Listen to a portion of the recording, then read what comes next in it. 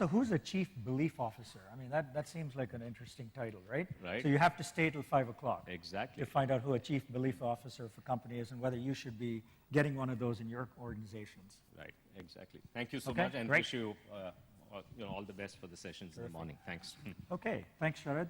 So now we have the first panel, the 4 Ps of marketing. So I'm going to have my 3 esteemed colleagues join me up here on stage as I introduce them. So we've got 2 Silicon Valley folks and 1 from Boston. So we wanted to keep the Silicon Valley guys honest. So to my left, please welcome Bob Wright. And Bob has been in the software industry for many years and has been a consultant with many successful corporations in helping launch companies, position companies, and really roll out the marketing efforts. And that's going to be Bob's role here on the panel. And next to him is a dear friend of mine who, by the way, this is Bob's first visit. One of the things I do as a volunteer each year is to try and bring at least half a dozen people from the US who've never been to India. So he's one of these guys who's never been to India before. Yeah, thank you. And then Harry Gould, on the other hand, is the opposite. This is his 10th visit to India.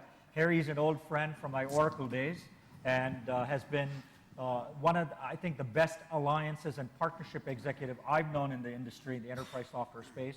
With Oracle, he's been with, let's see, CBeyond, he's been with Mercury, yes, and now with Informatica. So he's done an amazing job. If you want to know anything about alliances and partnerships, he's the guy. And on his 10th visit, so it's his 10th anniversary. Okay. And next to him is Jim Geisman, another friend of ours, but he's on the wrong coast. He's on the Boston, from the Boston area, right? He's never been to India. He's a Harvard Business School guy, and he decided not to leave town, right? So he stays around where he went to school, and he's the expert on pricing. And I know with all of you, pricing is going to be a big issue. This came up all the time. I sell in India, I sell in the US, how do I price products and so forth. But Jim and Bob both are first-time visitors and spent, so it's a first-time visit for Jim as well. Jim? And the other thing that's also is Jim and Bob both were in Pune day before. Seems like a week ago. But yeah, they did a whole workshop on marketing. So they've already had their taste of an audience in India, and now they're back for second helpings, if you will. Okay. So the first question I want to ask is of Bob and then Jim. What's your marketing guys, right? That's right. And India and technology and Bangalore, everything is about marketing and perception in a sense. What's your perception of India and Indian technology companies? Well, first off, I'm really delighted to be here, and I really appreciate all the hospitality and generosity that's been afforded me during my stay here. There's really 2 things that I notice, 3 things. One is the enthusiasm of all of you, and the same thing in Pune, the enthusiasm for the startup, for creating something, making something happen, doing something with our lives. The enthusiasm is really infectious. But the other thing that I really noticed is I believe that India has the chance to lead the world again, being the first mobile, digital society. And I think that's a tremendous asset. Is there a way you can harness that expertise and that knowledge of mobile?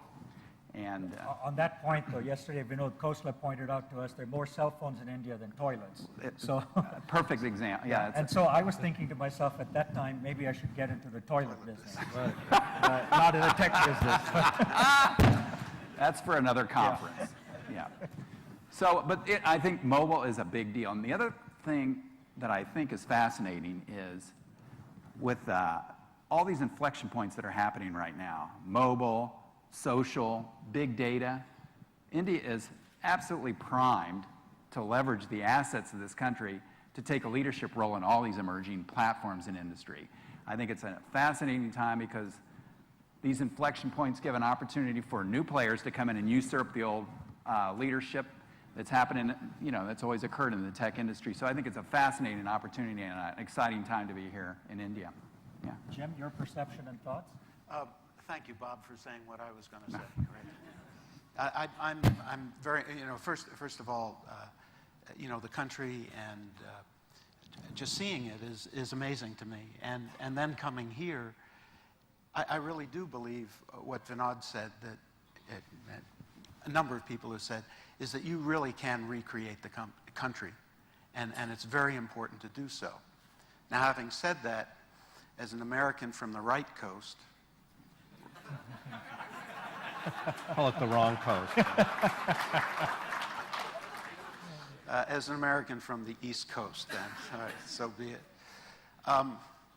You guys scare the hell out of me because I haven't seen so much energy, so much technology, and so much willingness to do hard work and entertain going international so early in the stage of development that, I think we have an awful lot not to be fearful of in the sense of personal safety or anything like that, but in terms of you guys really taking advantage of the next wave in technology that's going to enable, so much change.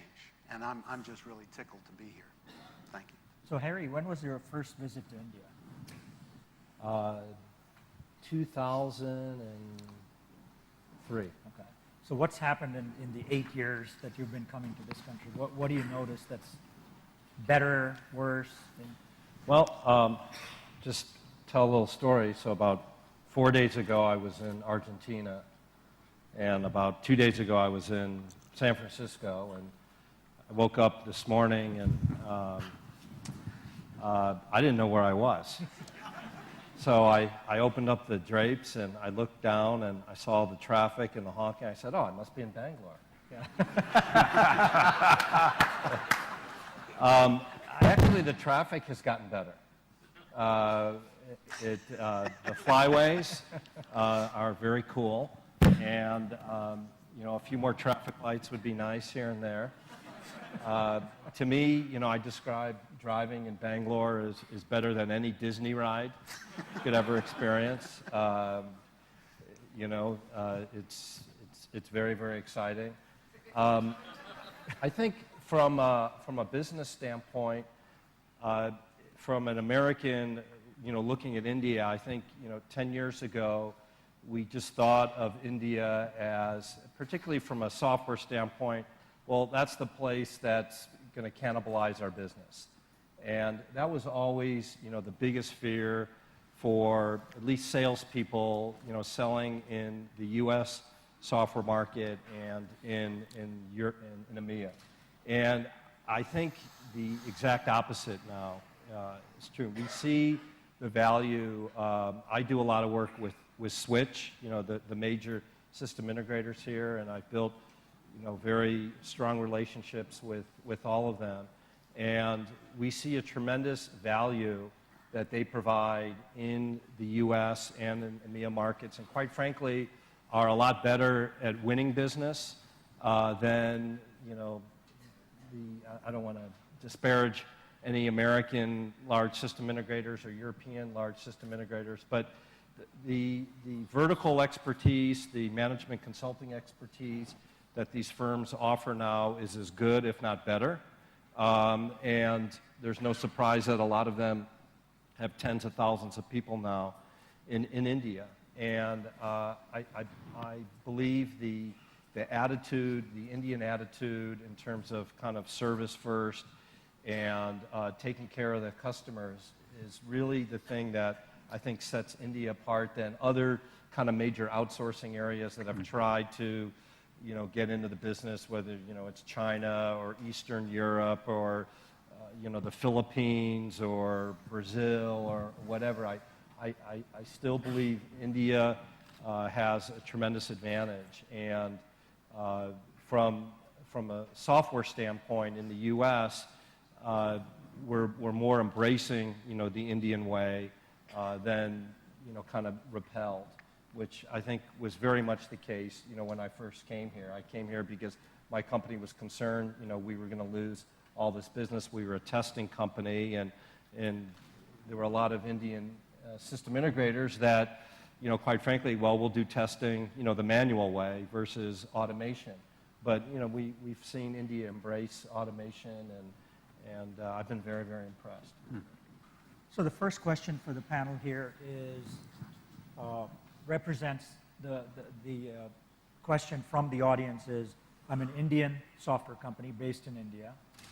I want to sell in the United States. How would I go about putting together a business model, an economic model to do that? And maybe we'll start with Bob on the marketing side and then go on to the sales side as well. That's a really good question. I think from a marketing to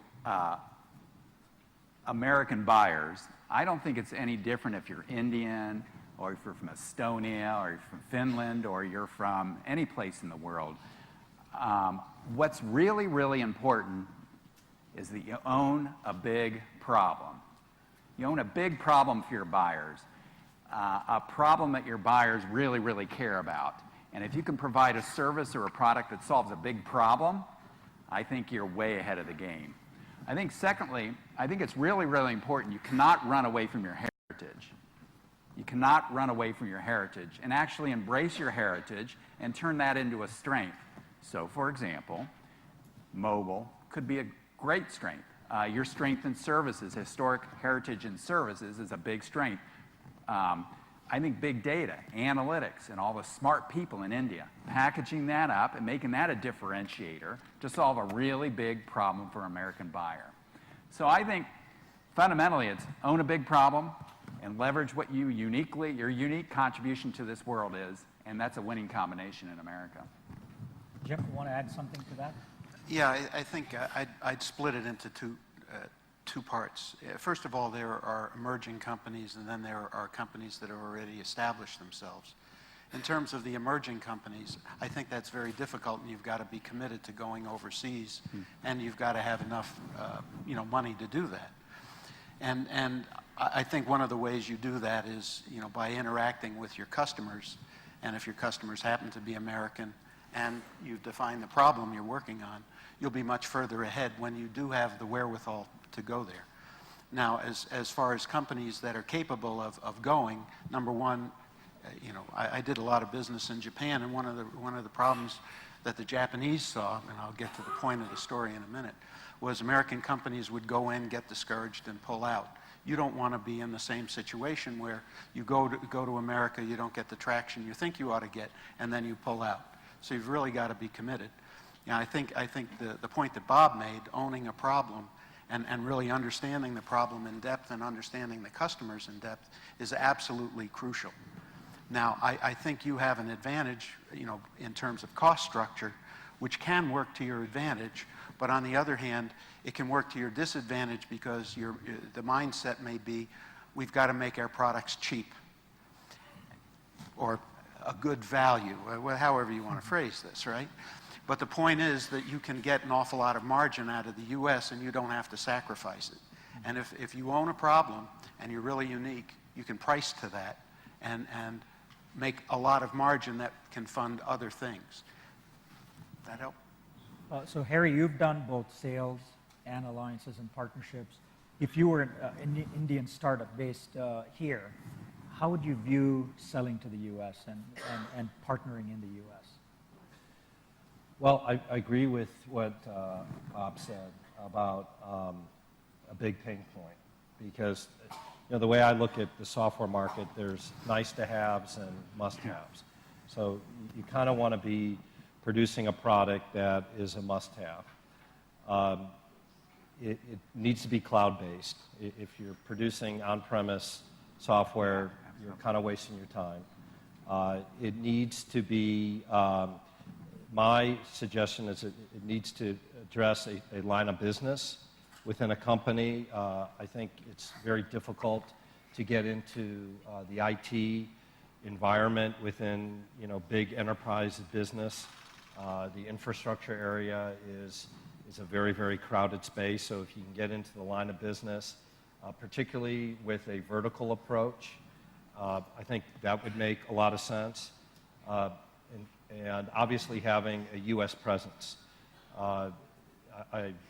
Again, what you had suggested about leveraging your past, I think the big advantage that India has is because of the outsource heritage, you understand how applications work, how business processes work in major enterprises, probably better than the companies in America or in Europe.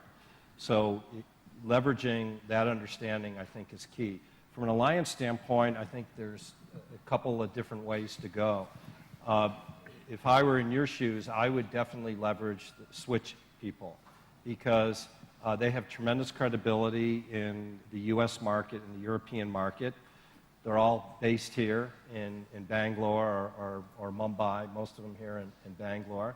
They're probably friends of yours. They probably live in your neighborhood. They go to market vertically, so they fundamentally understand, what are the primary issues in financial services today, or what are the compliance issues facing pharmaceutical companies, or what are the distribution issues facing manufacturing, so on and so forth. So to me, aligning with them would be the easiest. I think trying to align with technology companies, large platform companies, whether it be Oracle or SAP or EMC, I think, quite frankly, you're going to get lost in the shuffle. They're very clear on what their priority is. It's selling their stuff, not selling your stuff. And I would be very careful about going early on an embedded play because the thing you want is to gain that intimate experience with customers initially with your first set of customers. And the only way you'll do that is by selling and working with large SIs who are primarily trying to solve business problems within large enterprises, and have those relationships can save you a lot of time. And again, the last point that I would make is try to leverage what you're good at. And again, you had some great points. Thank by the you. way. I'm very impressed. Might use your consultant Firebrick. You got it. That's Firebrick. good. Okay. Commercial. Remember Thank that? Yeah. You owe me some rupees at the end here, but the approach around really understanding that pain point that the customer has, and if it's a pain point that's relevant, the higher up it is in the organization, like to a chief financial officer, or to a chief sales officer, or a chief marketing officer, that's where I would go. I think that's kind of the low-hanging fruit. I do want to say something that's really important here. We brought up over breakfast, and I'm not sure if you said it loud enough. It's really, really important to own the customer. For example, if you go over there and you're embedded in another technology and that's sold, great. But from a long-term perspective, it's really, really important that you form a relationship, a direct relationship with the customers for you to get a lot of traction in the States. Very, very critical point. Yeah, I'd like to just add one thing, and that is you've also got to hustle. And when you're in your home country, often what happens is you take a lot of things for granted. So American companies take their knowledge of the customer for granted, their customer relationships for granted. And so, what I've seen here is the energy to hustle. And if you're in America and you have a good idea and you own a problem, your hustle will outdo anybody who just sort of expects it to happen, because selling is a contact sport. So some of the challenges that the Indian companies face here is they have the domestic market. That's an opportunity for them.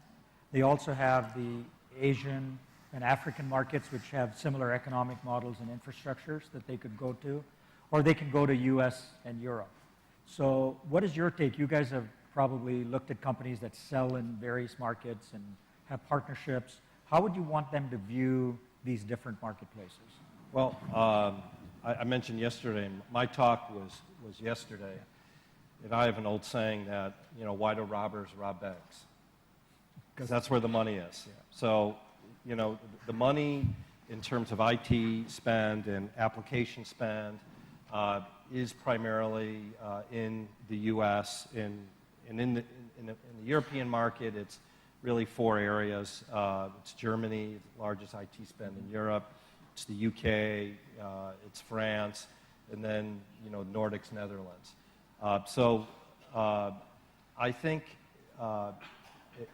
what I would do is I would pilot here and be prepared to, kind of, I don't want to say be a lost leader, but make a lot of concessions in order to get some experience on how your application works, the problem that it solves, some references, understand, what industries your product resonates best in. I think doing that in the India market is terrific, kind of as in a pilot.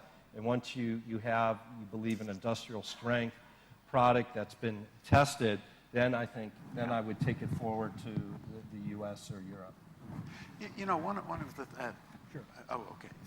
one of the things that Harry said that really affected me is getting to know the customer and finding out what's going on, and I don't think anybody's brought up Thai. I mean, you have an infrastructure already built. You have relationships already wearing a built. tie. Yeah, he is. Not Yeah. you, Harry. Oh. Not you, Harry. I'm talking about Thai. Yeah, I know. The industry. Yeah. Yeah, right. Okay. And I would take advantage of that, and I would work with people whose brains you can pick, okay, and have those good relationships, because you can form those cultural relationships remotely a lot easier than you can form relationships with people that you only have a marginal contact with. So Jim, on that thing though, like Harry said, start in India and then maybe go to other markets. How do you price? Because there's different price points. The U.S. pays a lot more for things, and then India. How do you price these products? How would you think about that? Well, I'll tell you one way not to price, haphazardly, Okay. right? Because it gets you into trouble. I think if you are selling stuff over the web, you have no choice. There's one price serves all. Just take the currency differently. If you have a product that requires direct face-to-face selling or selling through resellers, then you can segregate your prices according to the market. You're going to have to do that anyhow because local competition and local market forces are at work. I thought you were looking at me for a particular reason, right? You're good looking, debonair. So. No. So the point is that if there are geographic fences that are high enough, you can charge differently wherever you want to go. Where it gets a little dicey is if you were dealing with multinationals who will always, go for the lowest price delivery, area that you offer your product. In a case like that, you can build fences in terms of services or special features. But you have to be very aware of that bleed over from one market to another. I do also want to blow this open a little bit. I think we talked about it all day yesterday about innovation, right? There's a whole bunch of B2C models that are the old rules are gone anymore. Look at Dropbox, for example. Dropbox has a freemium model. I have all my files on Dropbox. Now what am I going to do? How am I ever going to get my file? They've got me. What am I going to do now? I think there's a huge opportunity out there to actually bypass all the traditional models. This is the platform right here. Maybe perhaps there's some other models. You can go to the B2C market and use more of the B2C models, and that might be a better way to actually gain traction in a lot of these countries and markets historically that nobody's ever been in, and they've traditionally overlooked as potential big revenue opportunities. So I would also invite you to,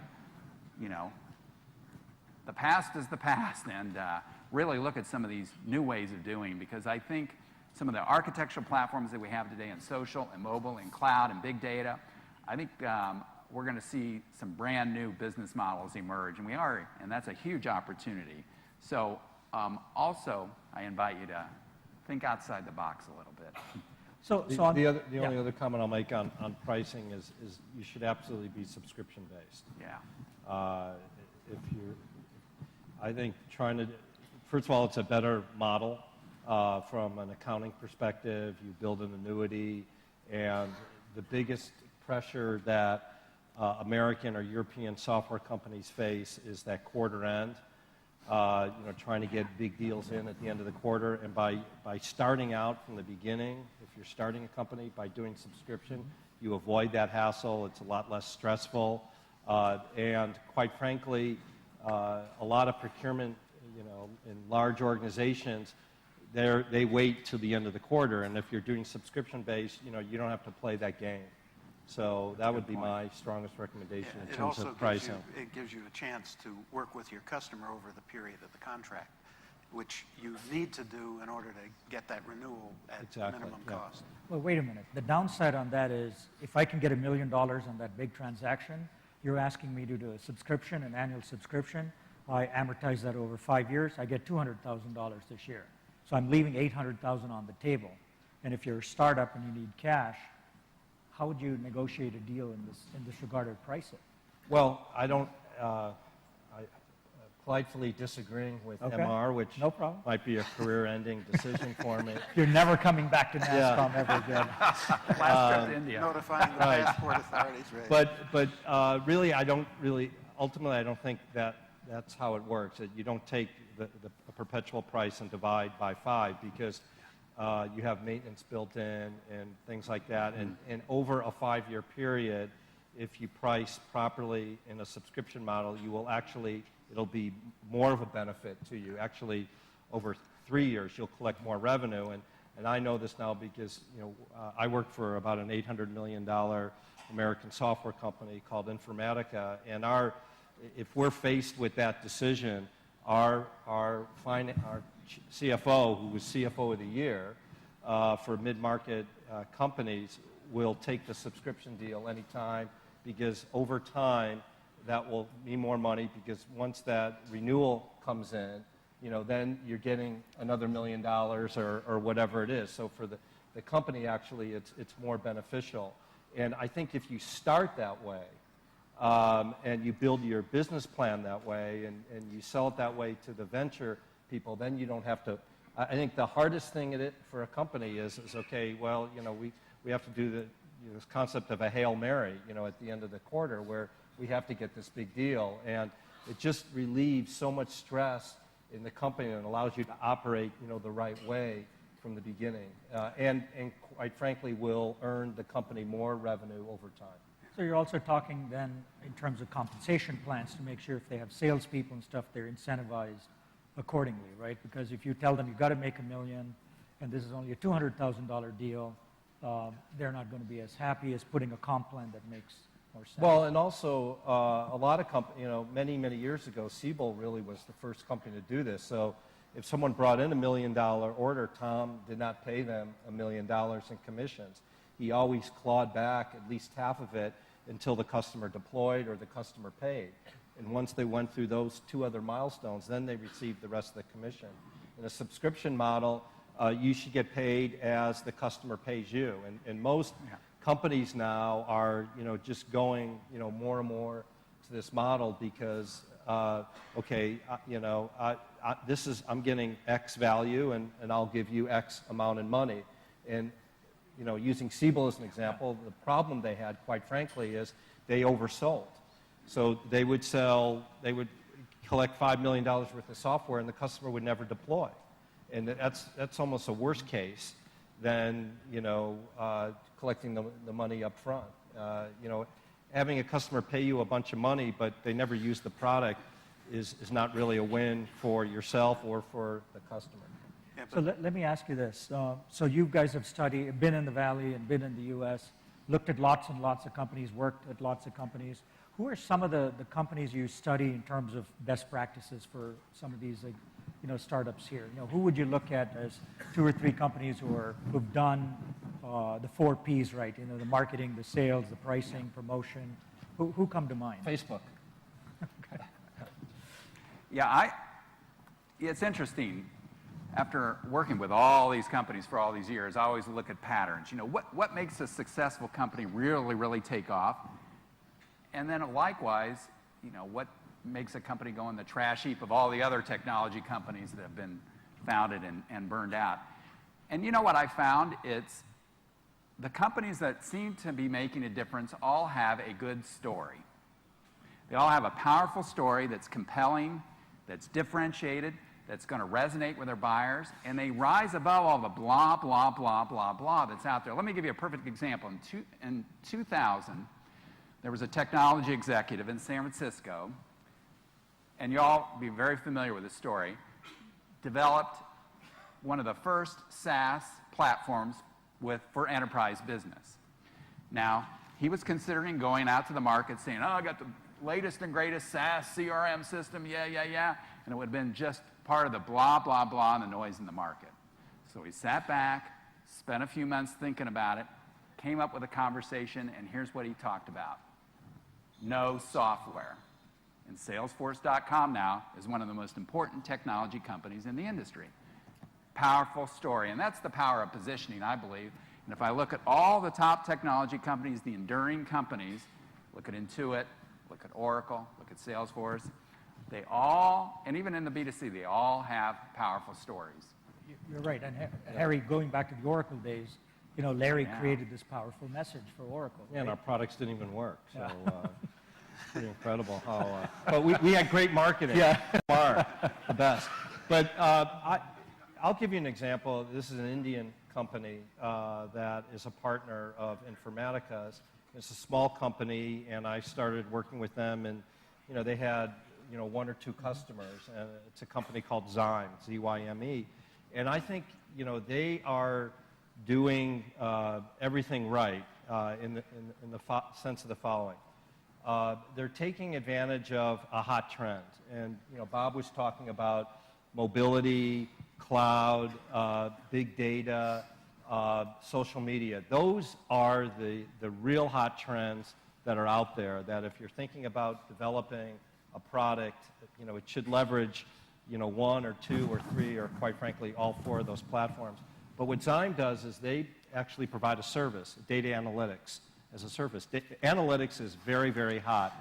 Most large companies realize that next to their product, next to their people, data is their most important asset.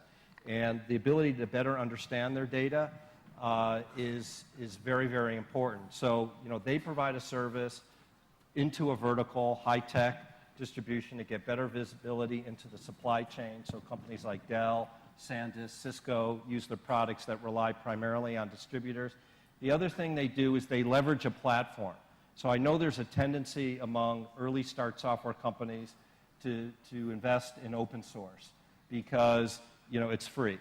And quite frankly, large enterprise companies, they kind of look at open source and they get very, very nervous and very, very sweaty because is it going to scale? Is it going to be there?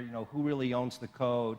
And investing early, provided it makes economical sense, in a industry-proven platform, no matter what it is, whether it's a VMware, whether it's Informatica, pick the one, Salesforce, I think gives you a lot of credibility in the market that if you go with some open source thing that no one's ever heard of and it's going to be gone in 3 months, then I think you're setting yourself up for failure. Yeah, I come at it slightly differently. First of all, there are good practices for small businesses. And when you talk about technology, which has a certain buzz about it, you really do have to have a real solid message. But I think, it goes back to some things we were talking about yesterday, which had to do with team, which had to do with putting the soccer net at the end of the Pitch. pitch. Yeah, the pitch, right, Field. of course. Football net. Field, Yeah. right, yeah, at the end of the pitch. And then getting the hell out of the way. Now, I don't think you want to get the hell out of the way too early. I think what you want to do is be intimately involved with your customer and then bring your organization along. But the most important thing at the end of the day is really people. And at least on the East Coast, the VCs talk about what do we invest in, and they say management. It's pretty traditional.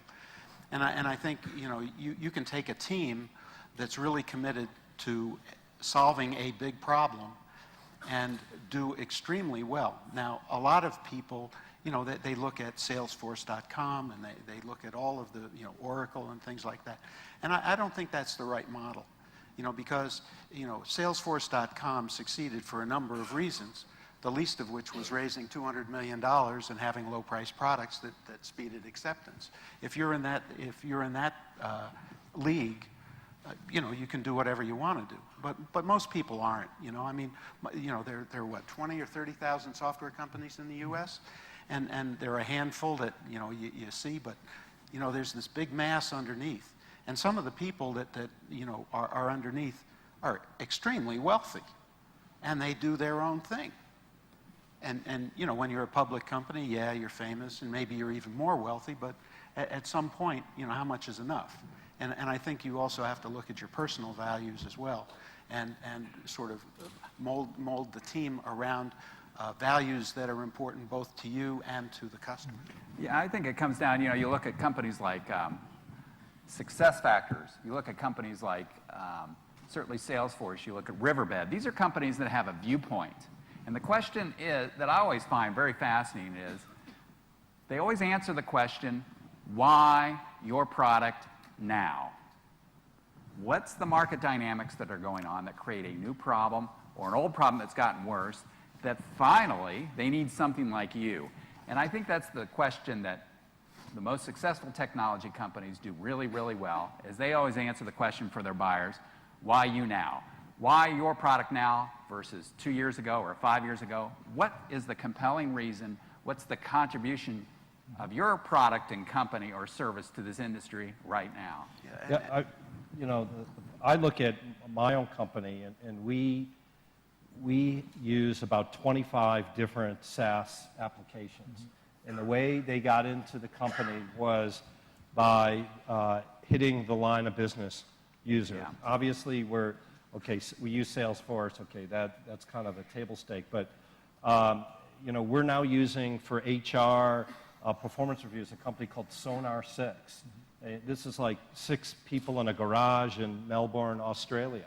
So, you know, why couldn't that be, you know, 6 people in a garage in Chennai or Pune or Bangalore? You know, we use Exactly for commission purposes. We use Concur for expense reporting, and so on and so on. And you know, that's the easiest path to get into the companies. Is those kinds of companies, you know, they've started Success Factors we used to use, but you know, that's a perfect example of a company that SaaS model focused on, you know, one line of business and selling to, you know, one buyer who's, you know, the vice president of human resources.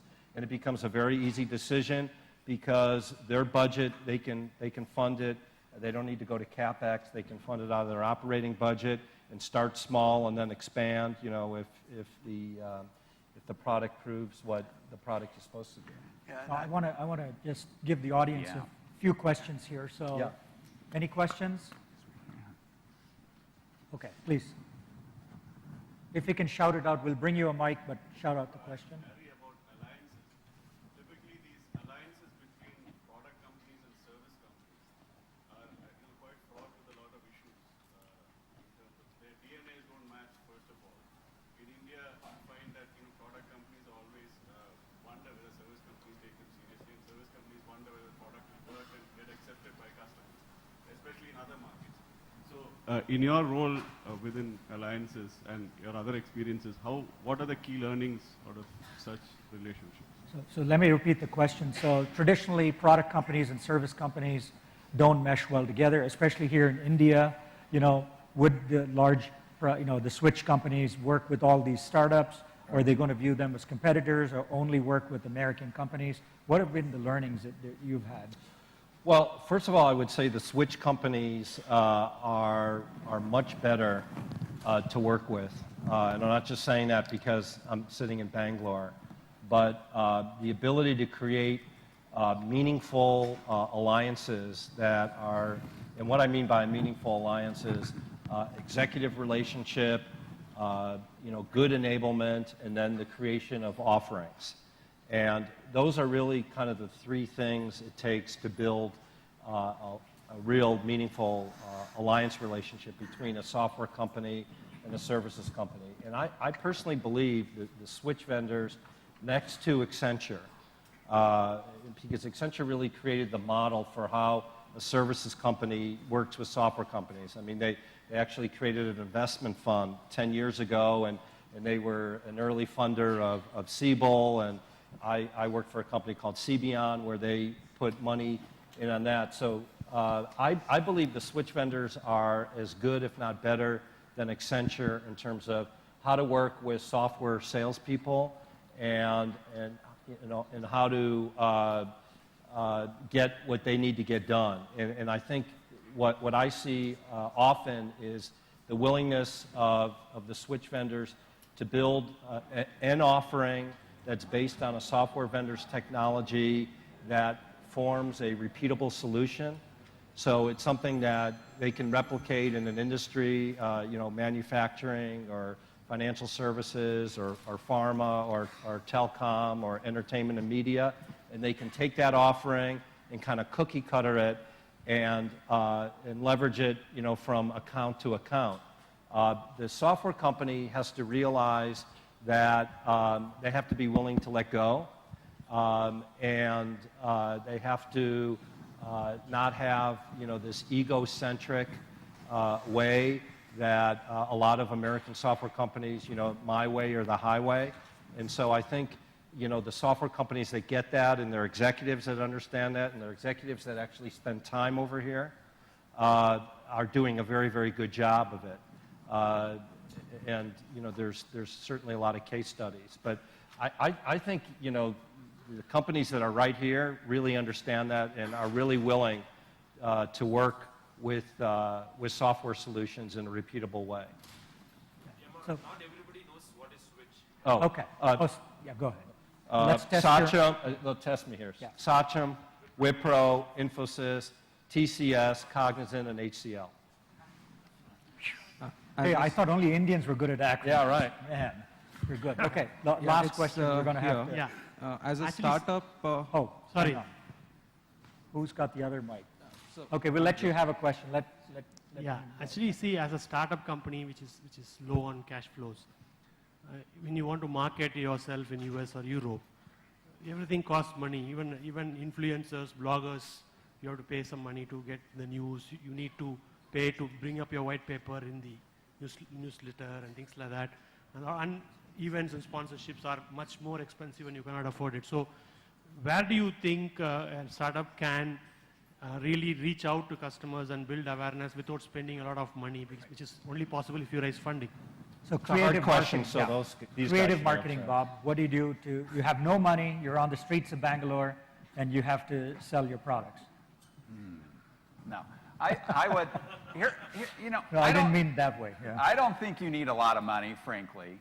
I don't think you need big marketing budgets to get traction in a market. I think what you need is a couple of customers that are wildly, wildly enthusiastic about you, because your customers are going to be your best voice. So I think the whole key is, can you get 2 or 3 or a handful of customers that'll be your evangelists? Because word of mouth right now, as you know, communication can spread so quickly. And as vendors, frankly, anytime you speak as a vendor, you have about this much credibility, right?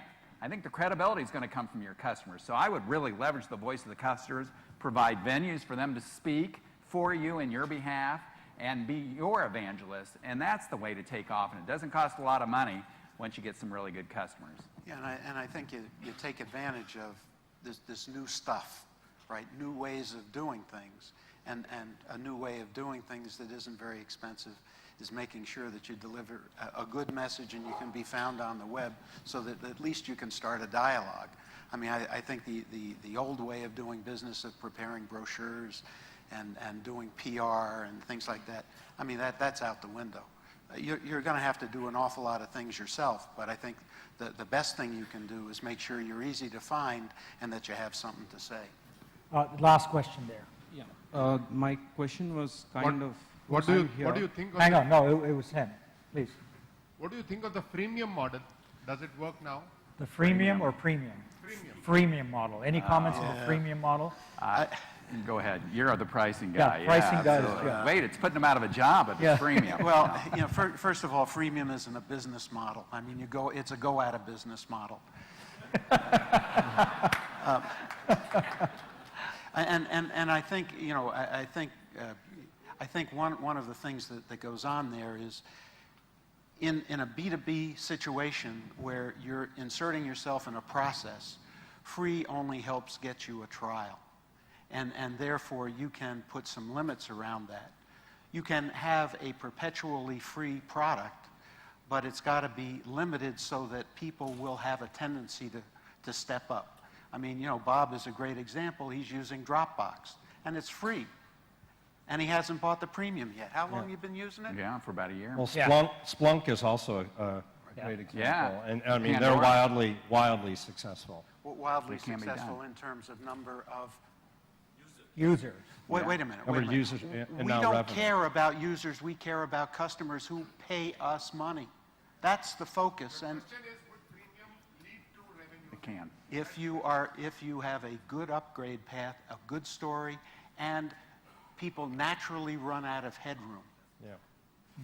And Splunk is Absolutely. a real good example Yeah, of that. very good. We're out of time, guys, but the good news is both Bob, I know, Harry, you did your session yesterday, Yes. so hopefully you met a lot of people and answered a lot of questions. You'll be here for what, another 10 minutes?